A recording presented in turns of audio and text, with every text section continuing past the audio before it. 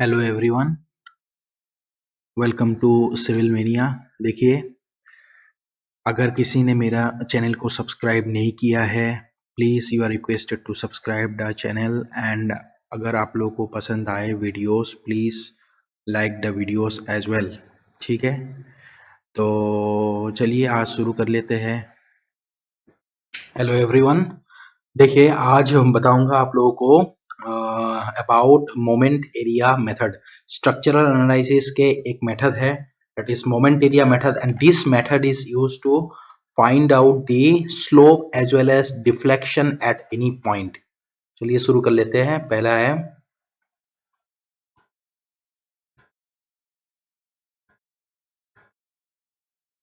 ठीक है, structural analysis में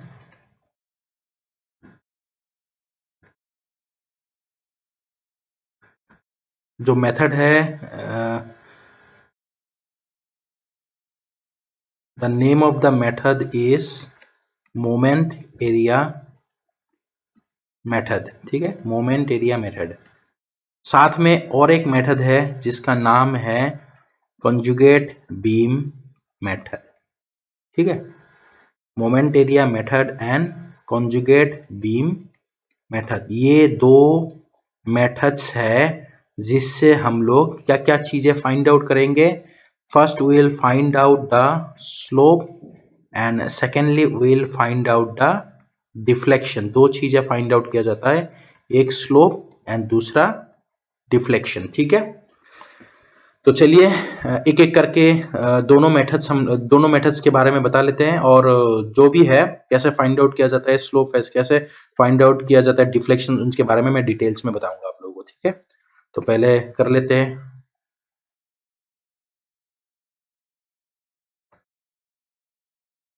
देखिए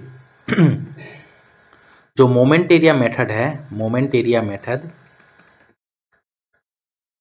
पहले वो शुरू कर लेते हैं। मोमेंट एरिया मेथड एक ऐसा मेथड है जिसमें दो चीजें फाइंड आउट किया जाता है। दो इसमें थ्योरम है।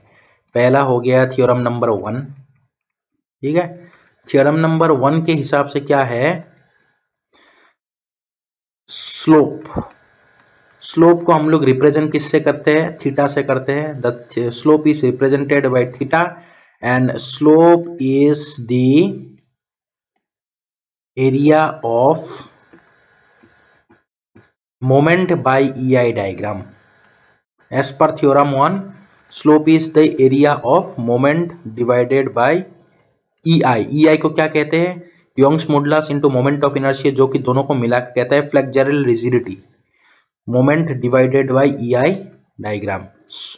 तो फाइनली क्या हो गया, slope is the area of M by EI diagram. And जो थ्योरम नंबर 2 है, इसके हिसाब से क्या होगा, as per theorem number 2, deflection, the deflection is equal to the deflection, that is theta is the moment of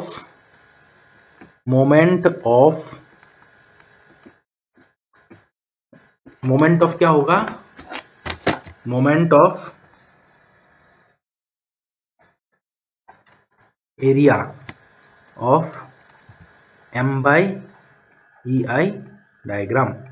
ठीक है, एक हो जाएगी एरिया और दूसरा हो जाएगी moment of area of M by EI diagram. दो मेथड से। ठीक है, या तो डिफ्लेक्शन का जो साइन है थीटा नहीं होता है, मैंने गलती से थीटा लिख दिया।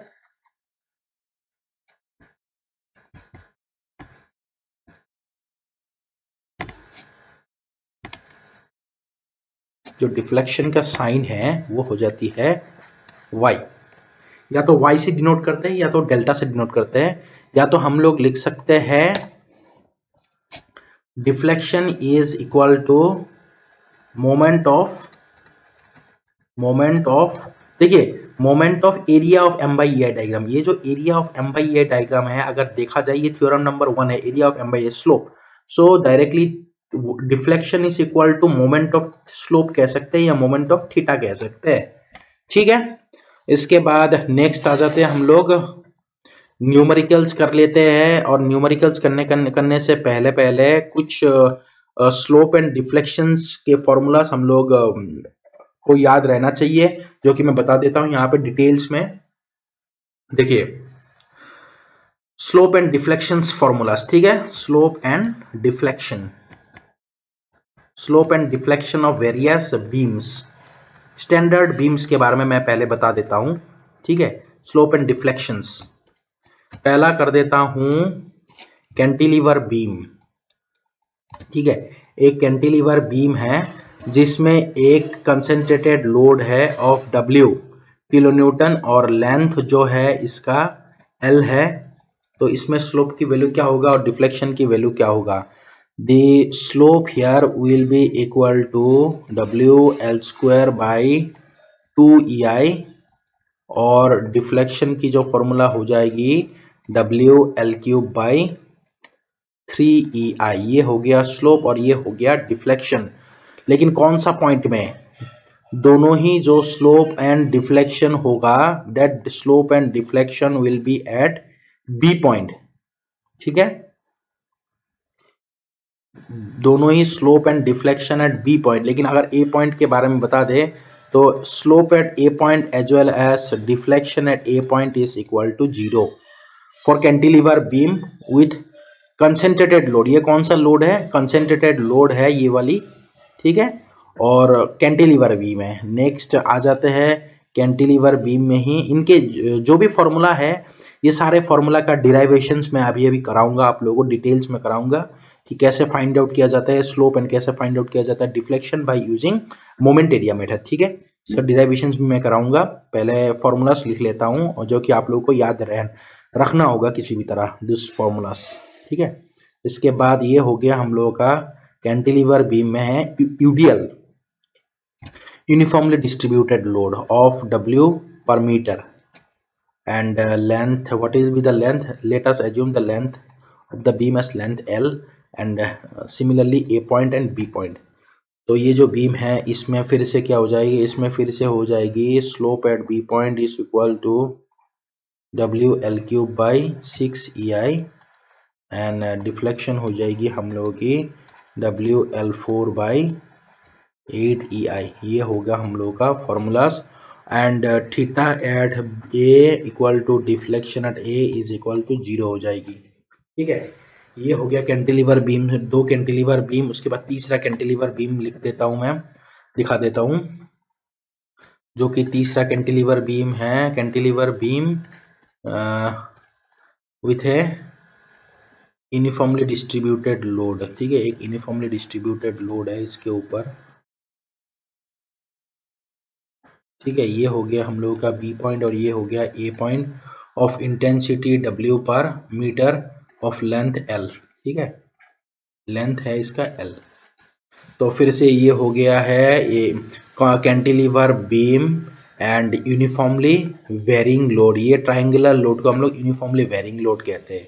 अब डिफ्लेक्शन क्या होगा एंड स्लोप क्या होगा at A point and B point. A point में slope and deflection will be equal to 0 whereas the theta at B point is will be equal to W L cube by 24 times of EI and deflection हो जाएगी WL4 by 30 times of EI। This is the slope and this is the deflection for cantilever beam with uniformly varying load। उसके बाद next आ जाता है fourth type of beam, that is concentrated that is simply supported beam with concentrated load, ठीक है, with concentrated load at the center। Centre में हम लोग concentrated load लगा लेते हैं और इसमें हमें फाइंड आउट करना है स्लोप एंड डिफ्लेक्शन, ठीक है। तो इस ये जो बीम है इसमें theta at A and theta at B दोनों पॉइंट में थीटा की वैल्यू हो जाएगी WL square by 16 times of EI and deflection. देखिए आप लोग को ये चीजें ध्यान रखना है कि कैंटिलीवर बीम्स में जो है स्लोप एंड डिफ्लेक्शन जो है ये हमेशा ये वाले पॉइंट में होगा, मतलब यहाँ पे डिफ्लेक्शन भी होगा और यहाँ पे स्लोप भी होगा। लेकिन सिंपली सपोर्टेड बीम जो है इसमें क्या होगा, जो स्लोप होगा ये वाला स्लोप और एक ये स्लोप और ये स्लोप होगा, लेकिन डिफ्लेक्शन जो होगा इस वाले पॉइंट में होगा, that is maximum below the load, that is C point दे देते हैं। So deflection at the C point will be equal to WL³ by the 48 times of EI. So this is the deflection at C point. उसके बाद next beam के बारे में बता देते हैं। नेक्स्ट है हम लोगों का simply supported beam with uniformly distributed load at the center, ठीक है, of W per meter of length L. Similarly क्या होगा, ए पॉइंट है और बी पॉइंट है, इसमें क्या हो जाएगा, theta at A is equal to theta at B which is equal to WL³ by 24 times of EI, WL³ by 24 times of EI and deflection at center point. ये जो हम लोग की सेंटर पॉइंट है, deflection at the centre will be equal to 5/384 WL4 by EI, ठीक है, 5/384 WL⁴ by EI। ये हो गया deflection at the C point. Next हो गया हम लोगों का simply supported beam with uniformly varying load.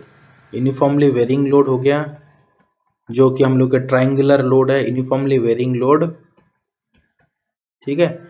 Uniformly varying load जो है इसमें क्या वैल्यू होगा, इसमें हम लोग की जो वैल्यू है वो हो जाएगा ए पॉइंट बी पॉइंट, ठीक है, इसमें theta at A and theta at B.